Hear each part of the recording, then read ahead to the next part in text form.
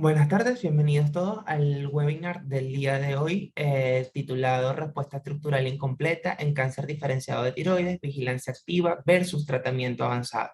Mi persona, doctor Daniel Santiago, médico cirujano egresado de la Universidad de Oriente, núcleo de Anzoátegui, médico internista egresado de la Universidad Central de Venezuela, con sede en el Hospital Miguel Pérez Carreño y actualmente residente de primer año del programa de especialización en endocrinología y metabolismo del Centro Médico Docente La Trinidad. Cuando hablamos de cáncer de diferenciado de tiroides, hablamos de una neoplasia, principalmente de las células tiroideas, que ocurre entre el 7 al 15% de los pacientes con indicación de cirugía de tiroides. Aproximadamente hay 63.000 nuevos casos diagnosticados en Estados Unidos y cuya histología principal va a ser el carcinoma papilar y carcinoma folicular. Aproximadamente. El cáncer diferenciado de tiroides representa el 90% de los cánceres de tiroides diagnosticados hasta el momento. Cuando se hace el diagnóstico de un CA diferenciado de tiroides, se da una estratificación de riesgo inicial y posterior a eso se decide un tratamiento que va a ser la tiroidectomía total, la lobectomía o en su defecto la ablación con yodo radioactivo posterior a alguna de los dos tipos de tratamiento ya establecidos. Posterior a este tratamiento, para poder hacer seguimiento y evaluar la condición y la respuesta del paciente, la Asociación Americana de la Tiroides en el año 2015 establece una estratificación dinámica de riesgo en el CA diferenciado de tiroides, donde se evalúan principalmente unas variables como la tiroglobulina, los anticuerpos antitiroglobulinadas y la evaluación ultrasonográfica, teniendo en cuenta 4 tipos de respuestas, hablando de excelente respuesta, aquellos pacientes que tienen una tiroglobulina no estimulada menor a 0.2 nanogramos por ml, en pacientes que hayan tenido una tiroidectomía total o aquellos pacientes que hayan sido sometidos a tiroidectomía total más ablación con yodo radioactivo, o en su defecto una tiroglobulina estimulada menor a 1 nanogramo por ml en el caso de pacientes con tiroidectomía total más ablación de yodo radioactivo, o menores a 2 nanogramos por ml en pacientes con tiroidectomía total. Anticuerpos antitiroglobulina indetectables y desinformación de imágenes a la realización ultrasonográfica. Aquellos que tienen una respuesta indeterminada son aquellos que presentan una tiroglobulina no estimulada entre 0.2 a 1 nanogramos por ml o 0.2 a 5 nanogramos por ml, dependiendo si se realiza tiroidectomía total sola o acompañada de ablación con yodo radioactivo. Aquellos pacientes con tiroglobulina estimulada entre 1 a 10 nanogramos por ml o 2 a 10 nanogramos por ml en pacientes con tiroidectomía total o aquellas que se acompañan con tiroidectomía total más ablación con yodo. Los anticuerpos antitiroglobulina estables o en descenso, ausencia de enfermedad estructural y captación débil al momento de realizar escaneo con yodo. La respuesta bioquímica incompleta se da cuando la tiroglobulina no estimulada se encuentra mayor a 1 nanogramo por decilitro en pacientes con tiroidectomía total más ablación con yodo, o mayor a 5 nanogramos por ml en tiroidectomía total solamente, o una tiroglobulina estimulada mayor a 10 nanogramos por ml, anticuerpos antitiroglobulina en niveles crecientes e imágenes negativas.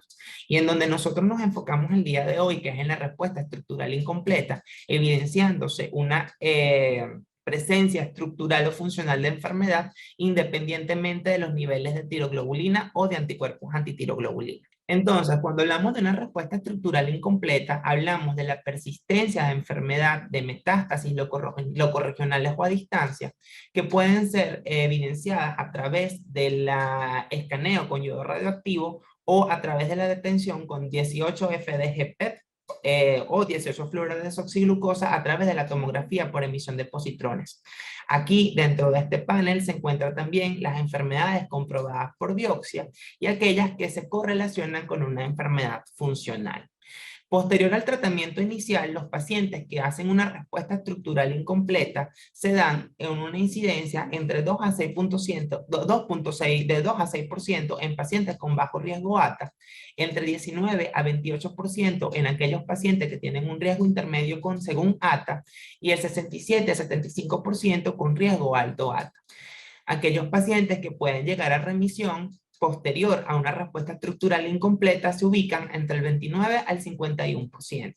Sin embargo, la mortalidad en pacientes con MT locorregionales se ubican aproximadamente en el 11% y la mortalidad asociada a MT a distancia se ubica en 57%, lo que da un resumen que la respuesta estructural incompleta a la terapia identifica una cohorte de pacientes que no pueden ser curadas con terapias adicionales y en consecuencia van a producir mayor mortalidad específica por enfermedad.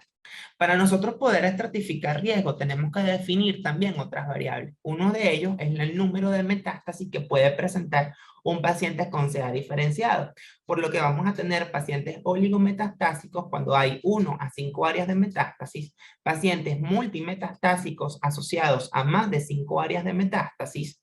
De igual manera, se puede hablar de las histologías de riesgo, teniendo en cuenta que aquellas que pueden producir mayor riesgo de paciente y mayor capacidad de recurrencia son aquellas que tienen histología como células columnares, variantes de células Ognine o células uña y células altas.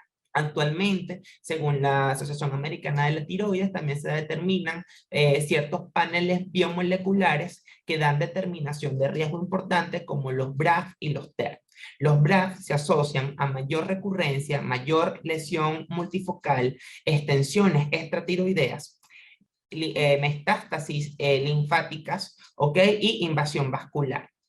Los TER se asocian principalmente a una mayor variabilidad histológica agresiva, además de ubicarse con invasión vascular, tumores que pueden ser de progresión rápida y que pueden estar asociados a metástasis a distancia. Es importante también evaluar el tiempo de duplicación de tiroglobulina o también un nuevo biomarcador como es la parte del tiempo de duplicación del tumor. En este caso, esto nos pueden determinar la supervivencia, la recurrencia y el desarrollo de las MT a distancia, teniendo en cuenta que el punto de corte es entre 1 año y mayor a 3 años. Se define aquellos tumores de progresión lenta, aquellos que son mayores de 3 años o con una tasa de duplicación mayor a 3 años, donde la sobrevida se ubica aproximadamente en el 100%. Sin embargo, aquellos pacientes que tienen una tasa de duplicación menor a 1 año se caracterizan como progresores rápidos y la sobrevida en estos pacientes es aproximadamente el 50%. Para hablar también de criterios importantes en cuanto a riesgo, tenemos que hablar de ultrasonografía. Y hablar de esto es hablar de los criterios de RECIST. En este caso, nosotros podemos determinar diferentes tipos de respuesta debido a o consecuente a la medición de la lesión tumoral. En este caso, podemos tener una respuesta completa en aquellos pacientes que tienen una desaparición de lesión y ganglios patológicos. Podemos tener una respuesta parcial en aquellos pacientes donde hay una disminución tumoral mayor al 30% de la suma de los diámetros. Aquellos pacientes con enfermedad estable, donde hablamos de que no cumplen criterios para respuestas parciales ni para respuestas de progresión, y aquellos pacientes con progresión de enfermedad, donde el incremento de la lesión tumoral es mayor al 20% de la suma de los diámetros o mayor a 5 milímetros en lesiones dianas juntas o en aparición de nuevas lesiones. Cuando hablamos de vigilancia activa, estamos hablando de un seguimiento estrecho que se da principalmente en pacientes con cáncer primario de tiroides, que no ameritan cirugía inicial ni tratamientos intensivos. La ATA, en el año 2015, determina que la vigilancia activa se debe aplicar a tumores de bajo riesgo, con microcarcinomas papilares sin evidencia de MT y citología favorable, un alto riesgo quirúrgico o aquellos pacientes que tienen poca expectativa de vida. La vigilancia activa, en cuanto al tratamiento, se ve evaluada por diferentes tipos de entes. El ATA 2015, el Consenso Italiano en el año 2018 y la NCCN del año 2019, ambos establecieron la vigilancia activa a partir del tratamiento inicial 2 veces al año, 1 vez cada 6 meses en los primeros 3 años. Y debe evaluarse principalmente a partir de cada 3 a cada 12 meses en los pacientes con enfermedad estable, asintomática y mínimamente progresiva. En ello es importante mantener un tratamiento con hormonas supresoras de TSH para poder conseguir objetivos de TSH dependiendo a la estratificación dinámica de riesgo o al riesgo inicial. Por lo tanto, aquellos pacientes con alto riesgo inicial o una una estratificación dinámica de riesgo con respuesta estructural incompleta, vamos a tener un objetivo de TSH menor a 0.1. En aquellos pacientes con un riesgo intermedio o una respuesta bioquímica incompleta o una respuesta intermedia, vamos a conseguir un objetivo de TSH entre 0.1 y 0.5. Y aquellos pacientes con bajo riesgo o con una excelente respuesta al tratamiento, el objetivo de TSH se va a ubicar entre 0.5 a 2.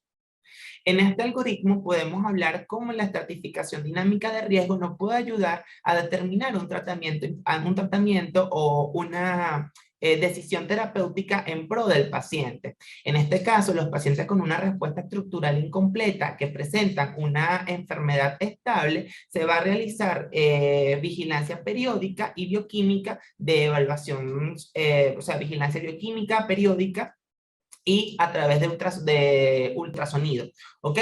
Además, en aquellos pacientes que tienen una progresión de enfermedad, es importante evaluar el número de metástasis. Por lo tanto, aquellos pacientes que presentan oligometástasis pueden ser o se puede considerar el tratamiento local, como ablación con radiofrecuencia o ablación con etanol. En aquellos pacientes que tienen lesiones multimetastásicas, pues se debe evaluar la tasa de progresión o la tasa de duplicación tumoral. En aquellos progresores lentos, con una tasa de duplicación mayor a 18 meses, podemos considerar vigilancia activa. Y en aquellos pacientes progresores rápidos, con una tasa de duplicación menores a 12 meses, podemos hablar de tratamientos avanzados como terapia sistémica con inhibidores de multiquinasa o inhibidores de punto de control. Las terapias avanzadas van a estar dirigidas a aquellos pacientes que hayan recibido un tratamiento quirúrgico inicial, ablación con yodo radioactivo y que sean refractarias a la misma, y que además de esto se le asocie MT a distancia. Aquí evaluamos, como les había explicado, el número de metástasis, y en aquellos pacientes oligometastásicos podemos hablar de ablación por radiofrecuencia, ablación con etanol, quimioembolización transarterial en aquellos pacientes con metástasis en hilio hepático, o cementoplastia asociado a tratamiento con bifosfonatos y denosumab en el caso de metástasis ósea. Aquellos pacientes que presentan lesiones multimetastásicas, evaluar el uso de tratamiento sistémico como inhibidores de la multiquinasa, como el sorafenib y el levantinib, y tratamientos actuales como los inhibidores del punto de control inmunitario, como en el caso del pembrolizumab. Este estudio de Chow y colaboradores pudo determinar a través de la revisión sistemática de 722 de su artículo a poner en contraposición la vigilancia activa versus la cirugía. En este estudio se hicieron dos interrogantes: el efecto de la vigilancia activa versus la cirugía en cuanto a recurrencia, mortalidad y efectos adversos, y los efectos de la no cirugía versus una cirugía en recurrencia, mortalidad y los efectos adversos. Para la primera pregunta, podemos evidenciar que los artículos eran de una calidad de evidencia baja, que la mayoría estaban basados en estudios observacionales, pero determinaban que ambos tenían un riesgo bajo. Por lo tanto, esto se podía tener una marcación directa en mortalidad, metástasis y recurrencia, y como riesgo quirúrgico principal, la parálisis de las cuerdas vocales y el hipoparatiroidismo. En la segunda pregunta, evaluar la no cirugía versus la cirugía, se determinó una menor mortalidad para los pacientes que recibían cirugía inicial. Sin embargo, estos estudios igual marcaban una baja evidencia con beneficio de la cirugía en pacientes mayores de 60 años, donde la vigilancia activa se daba como una opción en vista de un riesgo de progresión lenta, el cual va disminuyendo con la edad.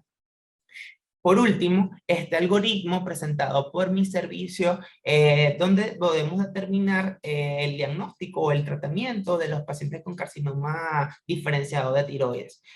Los pacientes con el carcinoma diferenciado de tiroides en una respuesta estructural incompleta, pues debemos devolver los objetivos de TSH. Si la TSH se encuentra en un riesgo bajo, con una TSH objetivo entre 0.5 a 2, podemos evaluar el número de metástasis. Aquellos pacientes que no tienen lesiones metastásicas, podemos realizar vigilancia activa.